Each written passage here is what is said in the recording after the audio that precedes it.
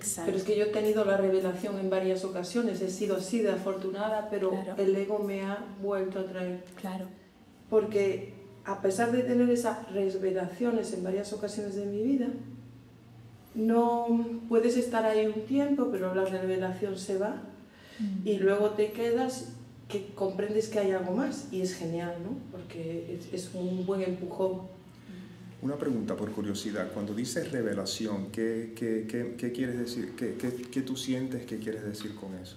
Pues yo siento que hay momentos en los que de repente el tiempo no existe y ves que todo está conectado y lo comprendes todo.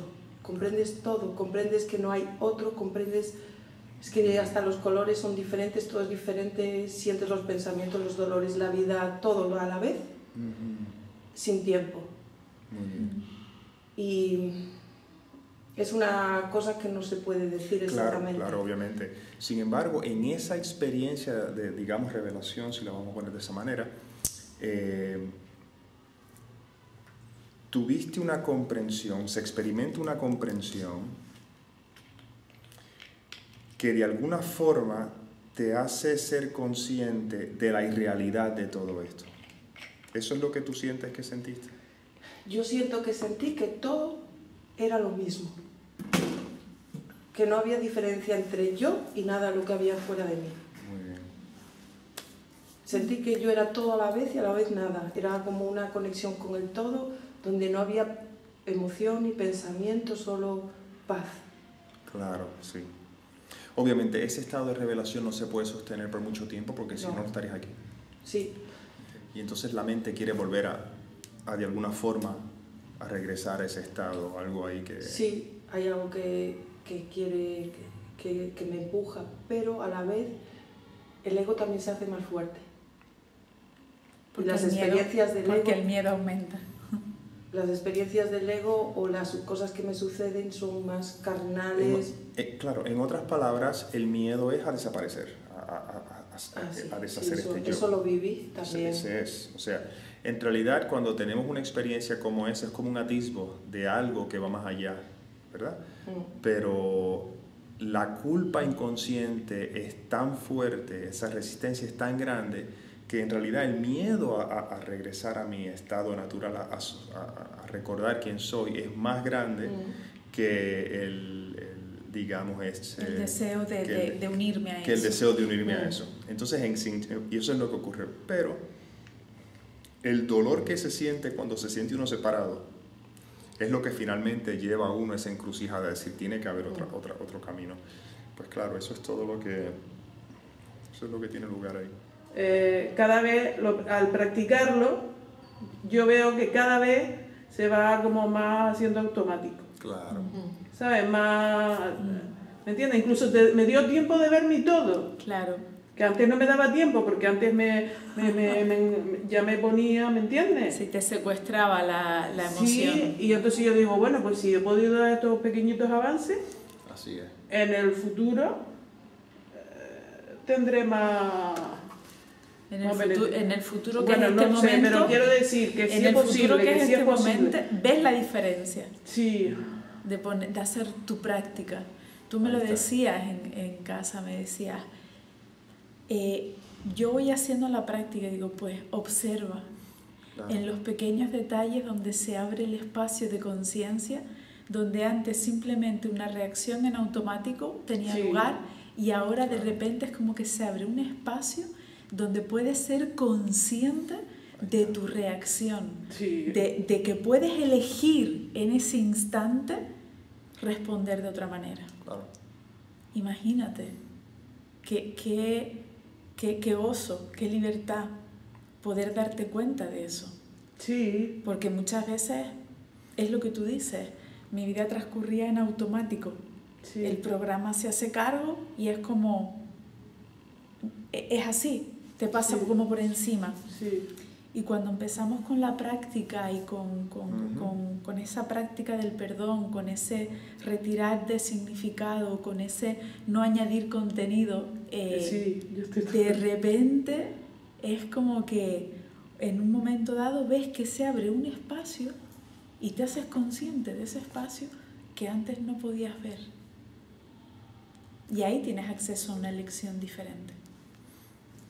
Claro, ahí te das cuenta que siempre tuvimos el poder de elección. Lo que ocurre es que antes, cuando... Claro, antes, como uno está tan acostumbrado a hacerlo tan automáticamente, uno cree que reacciona, pero en realidad uno elige reaccionar. Porque claro, aparenta como que la experiencia tiene lugar y yo reacciono a ella, pero en realidad la apariencia tiene lugar y como estoy tan acondicionado por un sistema de creencias, yo elijo reaccionar. Lo que ocurre es que aparenta ser tan inmediatamente que aparenta como que no elegí. Ahora cuando empezamos la práctica, que eso es lo importante, la práctica diaria, me doy cuenta a un nivel más profundo, claro, siempre tengo el poder de elegir, porque incluso cuando ya empieza a surgir la emoción, uno se puede darse cuenta. O sea que ahora la experiencia viene y es como que hay un lapso de tiempo entre lo que se presenta y cómo se reacciona. Primero se presenta, se reacciona automáticamente. Después se presenta, se respira un rato y todavía hay un poco de residuo y a veces uno cae en la malla, la trampa. Ya iba yo a mí. Es efectivo, pero lo pudiste ver. Te ves. Sí, me fijaste en el lenguaje no verbal, o sea, en la posición, por eso no lo cambié, digo yo.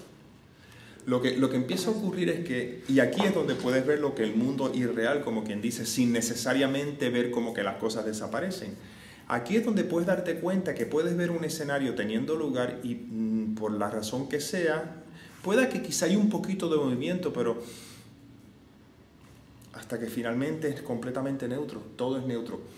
En sí, ser consciente de la neutralidad de todo, vivirlo desde ese espacio, en mi lenguaje, es el equivalente a darme cuenta que todo esto es una ilusión. Efectivamente. Para mí, así es la forma más práctica que yo puedo darme cuenta que todo esto es ilusión.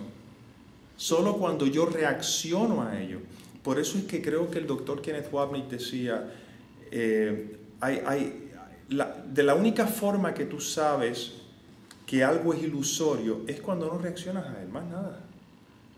Siempre y cuando reacciones a él... Cambia tanto la realidad, lo que viste, ¿no? Lo que cambia es tu interpretación, lo que cambia es tu percepción. La realidad, o sea, la realidad no cambia muchas veces, ¿no? Bueno, vamos a mirarlo de esta manera. La realidad es tu estado natural del ser, esa es la realidad. La percepción es el mundo que yo aparento percibir. Por lo tanto, el mundo que yo aparento percibir no necesariamente cambia y ni tiene que cambiar porque ya yo estoy identificado con la realidad. ¿Cuál es la realidad? Ese amor, esa paz que está en mí que no se puede distraer con la percepción. Ahí está la diferencia. Entonces vives en el mundo, pero con una mentalidad que no es de este mundo, que es otra forma de decir, vives todavía en la apariencia del sueño, pero como ya estás en una mentalidad que reconoce, ¿verdad? Que tu realidad es algo que va más allá de esto. Ahora todos son escenarios que se observan como los pensamientos. Surgen, se van. Sentimientos surgen, sentimientos se van. Ahora podemos trasladar eso a experiencias. Llega una persona, me da la noticia de esto. Surge, se va. Entonces todo es eso mismo. Todo es una danza de imágenes y de sonidos y de cosas, pero hay una parte, hay un aspecto que está ecuánime, porque la identificación es con esa paz, con ese espacio libre de contenido, por así decirlo. Y entonces ahora puedes observar la escena y te das cuenta que generalmente la tendencia es ir mucho más al silencio, porque ahora ya en vez de yo ser partícipe de la película, soy el observador de la película, aunque aparenta como que estoy participando en ella.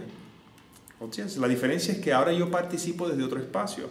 Me dan la noticia, esto tiene que ser así o lo que sea. Ahora yo puedo participar, pero hay una participación sin expectativas, sin controlar, sin nada. Simplemente es un proceso que va teniendo lugar momento a momento. ¿Han tenido alguna vez un sueño lúcido? Sí. ¿Soñar sabiendo que estaba soñando? Yo creo que algo sí, que no estaba, O sea, estar durmiendo soñando y saber en el sueño que estás soñando. Eso se llama un sueño lúcido. Bueno, pues aquí es un poco lo mismo. En el sueño sabes que estás soñando y sabes que eso que estás viviendo dentro del sueño no es real, que es un sueño, pero aún así te percibes soñando.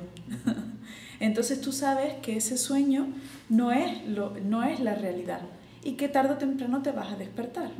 Claro. Entonces, de repente puedes vivir el sueño con mucha más ligereza, porque sabes que nada de lo que pase ahí dentro tiene efectos, porque es un sueño.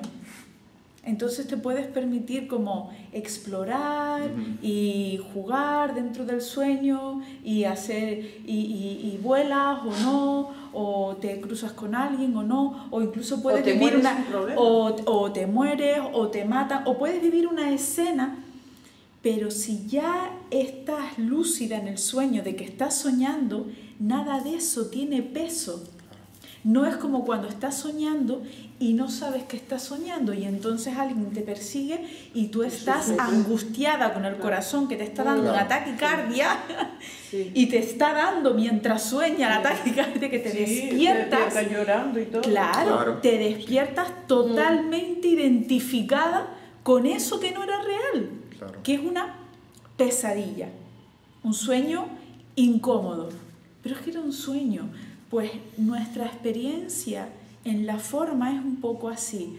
Cuando empezamos a trabajar y a poner la atención en nuestra conciencia como ser, en ese espacio que somos, en ese contenedor de todo lo que es, naturalmente se va abriendo ese espacio de lucidez que te permite percibirte más como contenido y menos como forma y menos como sueño. ¿Esto qué te permite? Te permite empezar a ver la forma con más ecuanimidad. Te permite empezar a dejar caer los contenidos y los significados que tú habías atribuido a la forma, que solo era esa atención en el sueño. Entonces es como estar despertándote dentro del sueño, te estás haciendo consciente de que esta no es la realidad.